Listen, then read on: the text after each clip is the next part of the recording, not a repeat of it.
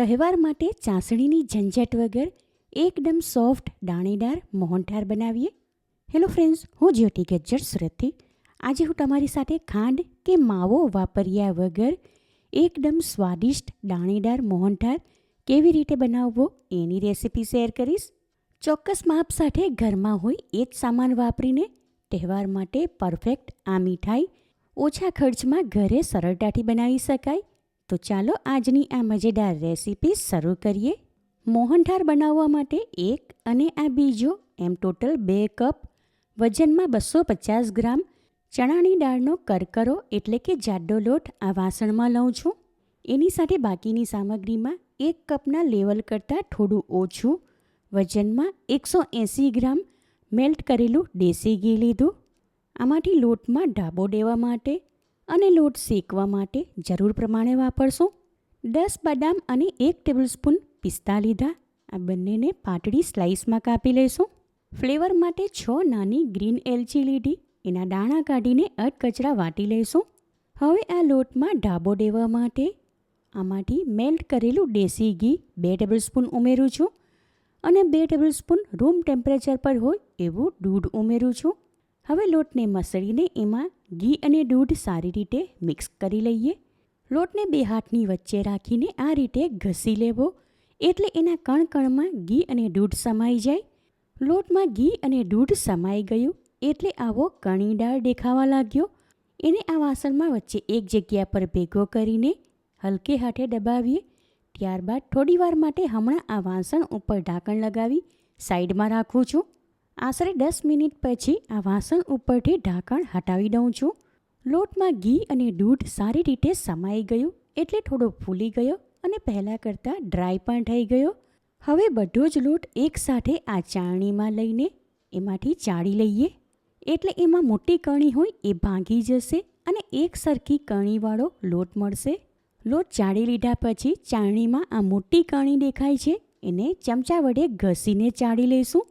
ચાળણીમાં જે કણી હતી એને પણ ઘસીને ચાળી લીધી એટલે હવે આ એક સરખો દાણેદાર મોહનથાળ બનાવવા માટે લોટ તૈયાર થઈ ગયો.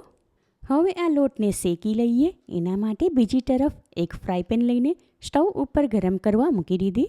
ગેસ ફ્લેમ હમણાં મીડિયમ તરફ રાખું છું અને લોટ શેકવા માટે મેઝરમેન્ટ કરીને દેશી ઘી અલગ કર્યું હતું એમાંથી પોણા ભાગનું આ ફ્રાય પેનમાં લઉં છું.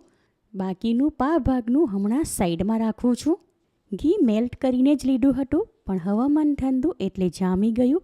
હવે ફરી મેલ્ટ થઈ જાય ત્યાર પછી એમાં લોટ ઉમેરીને સારી રીતે મિક્સ કરી લઈએ. જેટલું ઘી લીધું છે એ બધું જ આમાં વપરાઈ જશે પણ એકસાથે નથી ઉમેરવાનું. જરૂર પ્રમાણે થોડું થોડું ઉમેરીને મિક્સ કરીએ. માટે બીજું 1 થી 2 ટેબલસ્પૂન જેટલું ઉમેરું છું.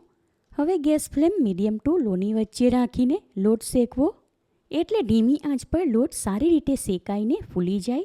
પા ભાગનું ઘી સાઈડમાં રાખ્યું હતું એમાંથી થોડું થોડું 2 બેચમાં આમાં ઉમેર્યું.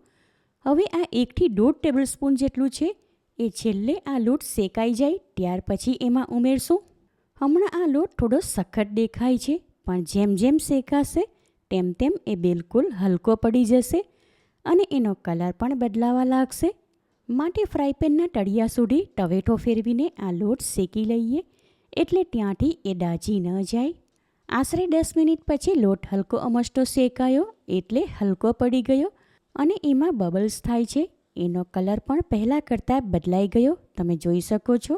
બીજી 5 થી 6 મિનિટ માટે ધીમી આંચ પર લોટ શેકી લીધો એટલે હવે આ લોટ સારી રીતે શેકાઈ ગયો અને એમાં હલકો ગોલ્ડન કલર આવી ગયો તમે જોઈ શકો છો. આ ટાઈમ પર બાકી બચેલું ઘી આમાં ઉમેરીને મિક્સ કરી લઈએ. ઘી ઉમેર્યા પછી બીજી 4 થી 5 મિનિટ માટે લોટ શેકી લીધો. હવે આ લોટમાંથી એકદમ મસ્ત સુગંધ આવી રહી છે માટે આ ટાઈમ પર એમાં 5 કપ જેટલી ઘરમાં દૂધ પરથી ઉતારેલી તાજી મલાઈ ઉમેરીને સારી રીતે મિક્સ કરી લઈએ.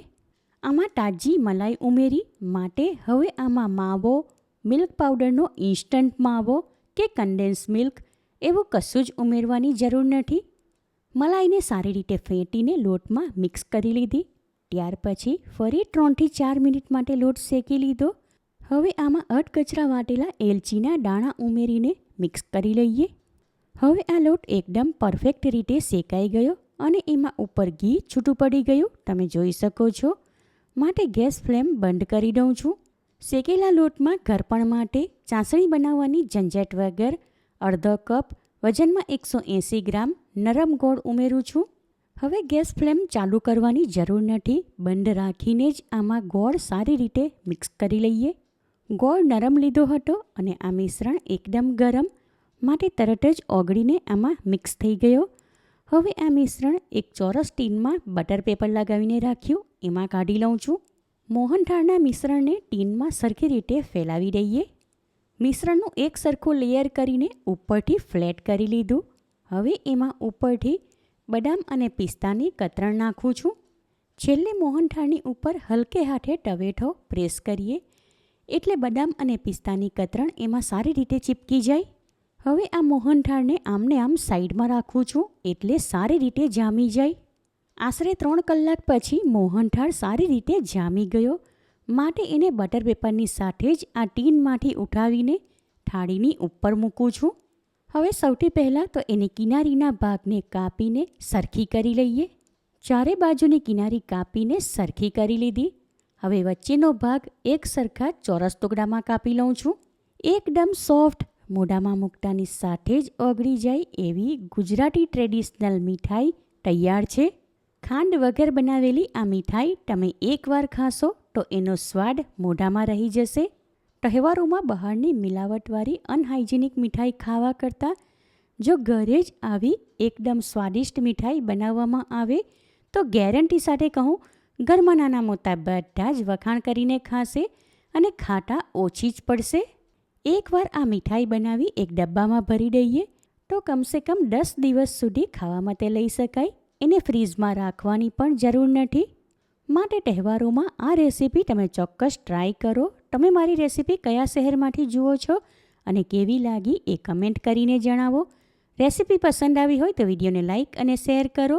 ચેનલ પર નવા હો તો સબસ્ક્રાઈબ કરીને બાજુમાં બેલ આઇકન પર ક્લિક કરો એટલે આવનાર દરેક નવી રેસીપીઓની જાણકારી તમને મળતી રહે.